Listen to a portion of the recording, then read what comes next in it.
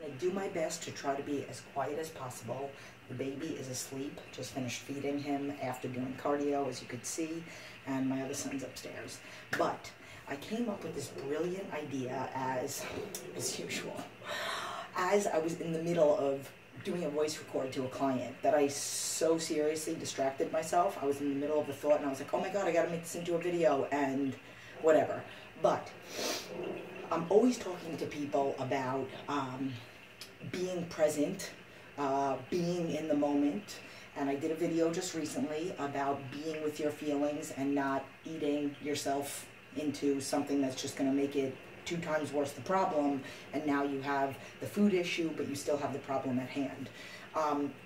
But I also talk to clients about, specifically clients, not necessarily other YouTubers and Facebook and Instagrammers, but specifically to clients. One of the first voice records that they listen to when they join the program is about when you have a bad day, you have to communicate with me. So they'll never send me a food log that says, had a crappy day, sorry, fresh start tomorrow. No.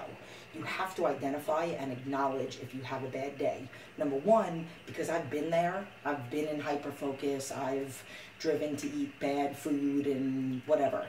So I get it. So I'm never going to yell at you. I'm never going to, respond to your food log and be like, how stupid are you? I can't believe you ate Tostitos all day long. No. But I always talk about you have to identify with it. You have to acknowledge it. You have to see what it looks like in numbers, just like Tony Robbins talks about awaken the giant within when you link pain and link pleasure. You have to see what those numbers look like. So maybe 2 weeks from now when you're thinking about wanting to go do it, and there's a reason for everything, thinking about wanting to go eat the same food, now you remember what the sodium was, you remember what the calories were, you remember what the scale looked like the next morning, like so many things that are factors. But the big thing that I was voice recording that I actually said to her, and I thought it was a brilliant little kind of connection, but like you can't brush things under the rug. So there's 2 things that'll happen.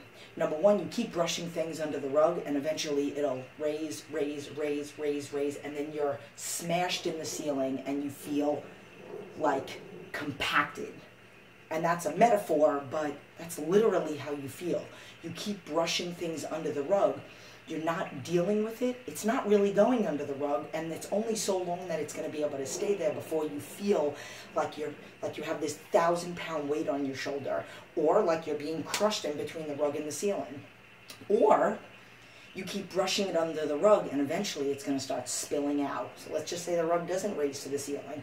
Eventually it starts spilling out and then you're like a hoarder. I don't know if you've ever watched that show or if maybe you are one, kind of. It's like you're trying to... Forget about the whole hoarder thing. Let's just go into the whole... Literally everything is just there. Everything is just spilling out. And you're not really dealing with it. It's just...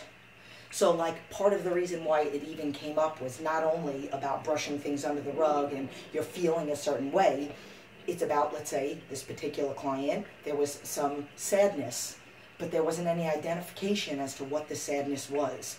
Like, it's just like, okay, I feel sad, but I'm just gonna try to blow it off. So, yeah, there are times when you're, like, feeling a certain way and you can motivate yourself to, like another client that I was critiquing today, talking about a stressful day. And I said, you need to, and this might as well add this in there, I said to her, you're having a bad day and crappy feelings that you're having from what happened in the day. First, to play on with that other client, you have to identify with what you're sad with. I'm very big with journaling, so figure it out so that you can identify with it. Why am I sad? Not blowing it under the rug because it's never going to solve the problem. You can be sad in 10 days from now, and now it feels double sad because you never really identified with what the problem was before. That's why it's like, I literally say that I'm so happy with what I went through because I was able to, like, hit rock bottom and have to check into a psych ward. So I found out what it was that was making me so sad my whole life, that made me get to the point at the age of 23 going through what I went through, and now my life is totally different, which is why I love what I do, because I'm able to give people hope. I'm able to show people that no matter what life throws at you, you can find a way to get through it. You can just swim through all that crap. But then getting back to the other client, yes, we all have to identify with our crappy feelings, stressful feelings, all that other stuff, and we can't keep blowing them under the rug. But we can also, you know, motivate ourselves to get out of that funk for the moment. You know, you deal with the stress at hand, maybe you deal with it a little bit later because you want to get yourself in a good mood. So this is another, might as well do this in the food blog, in the video.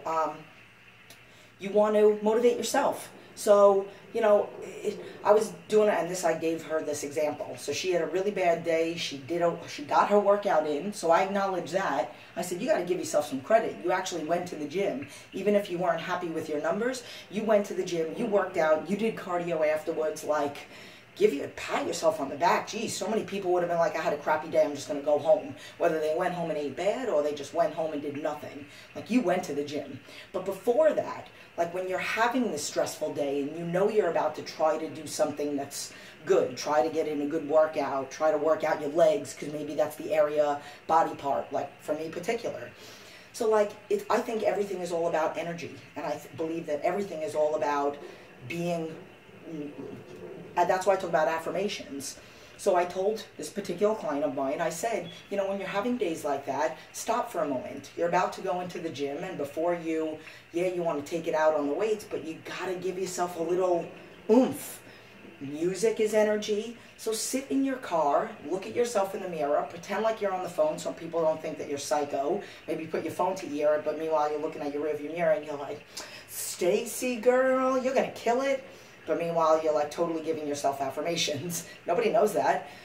And I gave a perfect example. Like, I'm at the gym. I don't want people talking to me. My hat can't possibly get any lower. It's very rare. Like yesterday, I was in the gym because it was just my day where I go and I do a little bit of my leg exercises and then I get on the bike. That's my Monday.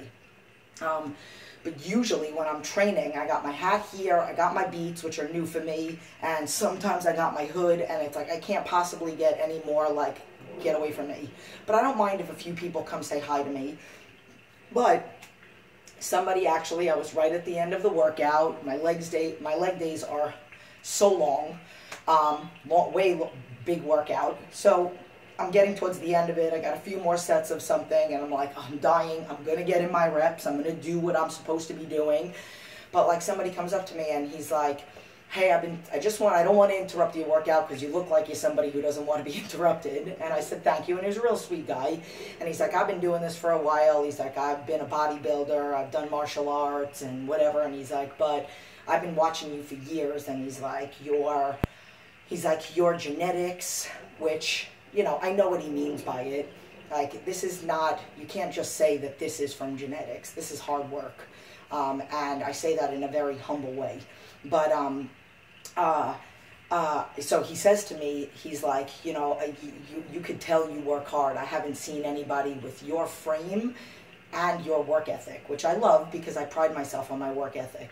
And I was feeling exhausted. And after he said that, and I said, thank you. And then, you know, I said, you know, I'm 38 years old, and I said, I got 2 kids. I said, right now, you know, it's like I'm super motivated to get in the sickest shape ever because I want to show people that you could have kids, own a business, be crazy busy, get up at 3, go to bed at 9, and still get into good shape. And he's like, what? I thought you were 26 years old. I was going to actually make a comment about how you're lucky that you're young. And I was like, no, I'm 38 years old. I'm going to be 39, you know, in 6 months or 7 months or whatever. So he's like, oh my God, all right, I'll let you get back to your workout. Bye. And I'm like, that fired me up. I had like 3 or 4 more sets left. And not like I wasn't going to do them, but like I just felt like they were that much better. And it's not that it's the compliment. It's just that it feels good. Like, it feels good to acknowledge yourself. It feels good to be acknowledged. So that's what we have to do for ourselves. I think I'm going to end with that. Trying to think if I know what my next video is going to be about, and I don't. So I will just say that. So basically this video is about not brushing things under the rug, acknowledging it. I actually made this particular client, and I would like for you guys to think about doing this also. Make a list of all the things that you're happy about, make a list of the things that you're sad about, and then try and find something happy about the things that you're sad about, or find a way to get that sad to the happy. I actually made this particular person do that. They gave me a list, and I found something happy on every sad side. And we're starting to move things over. I say do that as much as you possibly can. And try to make your happy list longer than your sad list, because we can all be in a worse situation than we're in. So, love you. I'm coming at you again because I don't have anybody to shut it off. So, mwah.